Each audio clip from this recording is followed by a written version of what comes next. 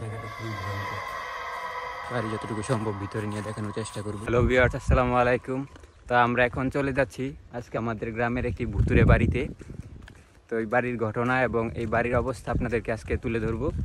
তো সাথেই থাকুন, দেখা হবে সেই ভূতের বাড়িতে। তা আমার সাথে আছে নিফাত, আর সেই বাড়ির আশেপাশের প্রতিবেশী একজন। তো তার কাছ থেকে আপনারা ঘটনা শুনতে পারবেন। তো দেখা হবে ভূতের বাড়িতে। তো এই যে দেখতে পারতেছেন যে পরিবেশ, গা ছমছমে পরিবেশ। আমরা রাত্রেবেলা আসতে পারবো না, এই কারণে দিনের বেলা আসলাম। তাও দেখুন কত ভয়ঙ্কর জঙ্গল। আর এটা হচ্ছে একটি পুরাতন বট গাছ, আপনারা দেখতে পারতেছেন। এখানে হিন্দু বাড়ির যারা আছেন তারা পূজা করেন। আপনারা দেখুন বট গাছটি কত প্রাচীন এবং পুরাতন, বিশাল বড়। এই যে আপনারা বাড়িটি দেখতে পারতেছেন, এটাই হলো সেই ভূতের বাড়ি। আপনাদের এখানে একটু দেখানোর চেষ্টা করতেছি কাছ থেকে। আসলে এই বাড়িতে বহু বছর হলো কোনো লোকজন থাকতে পারে না। দেখুন কী অবস্থা হয়ে গেছে।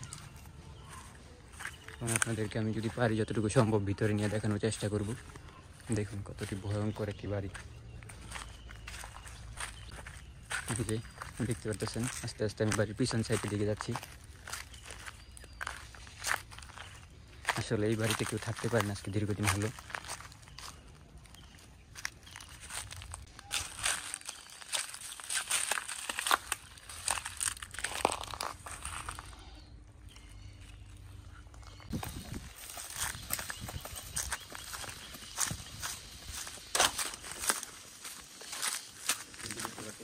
বাড়ির ভিতরে প্রবেশ করার চেষ্টা করতেছি। আসেন, এটা হচ্ছে বাড়ি।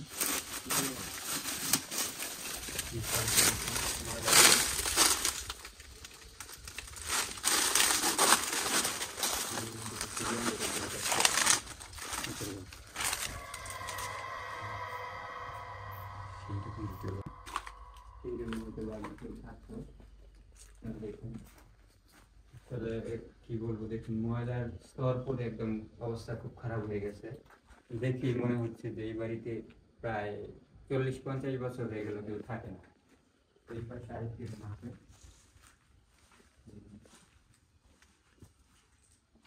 ভিতরে বাড়ি থাকার কারণে অনেক ভয়, এই জায়গায় থাকতে পারে না। কারণ আমি অনেকের সাথে কথা বলেছি আশেপাশে, ওরা অনেকেই বললো যে এই বাড়িতে নাকি রাত্রেবেলা ভয়ঙ্কর ভয়ঙ্কর কিছু শব্দ শোনা যায়,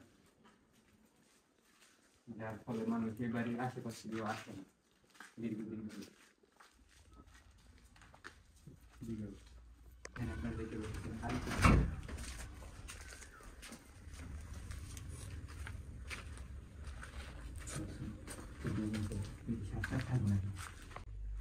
এই যে আরেকটি জায়গা দেখুন। এই জায়গাটি দেখলে আপনারা বুঝতে পারবেন যে এটার মধ্যে আসলে কতটা ভয়ঙ্কর একটা অবস্থা। দেখুন মাটির স্তর পড়ে গেছে এই জায়গাতে, এবং এই জায়গায় আপনারা দেখতেই পাচ্ছেন এবং বুঝতে পারতেছেন আমার থেকে ভালো যে এখানে সাপ থাকার খুব সম্ভাবনা রয়েছে। কারণ দেখুন সাপ যে জায়গাগুলোতে থাকতে পছন্দ করে ঠিক সেই রকমভাবে এখানে মাটির স্তর জমে গেছে। আমি আপনাদেরকে ভিতর থেকে দেখানোর চেষ্টা করছি, ভিতরে যেতে পারবো না, এখানে সাপ থাকলেও থাকতে পারে। তো দেখুন আজকে প্রায় 50 থেকে 60 বছর হয়ে গেল এই পরিত্যক্ত বাড়িটিতে কেউ প্রবেশ করে না। আর আপনারা দেখুন ভেঙে গেছে, অনেক কিছু ভেঙে গেছে, আপনারা দেখলেই বুঝতে পারবেন। দেখুন যেভাবে জিনিসপত্রগুলো পড়ে আছে, আসলে এই জিনিসগুলো কেউ নিয়েও যায় না, কারণ এখানে মানুষ আসার সাহস পায় না এরকমভাবে। এই যে রুমটা দেখুন ভয়ঙ্কর, এই রুমে খুব ভয়ঙ্কর ভয়ঙ্কর সাউন্ড শোনা দিতেছে। সাউন্ড শুনতেছো তোমরা? খুব ভয়ঙ্কর সাউন্ড না?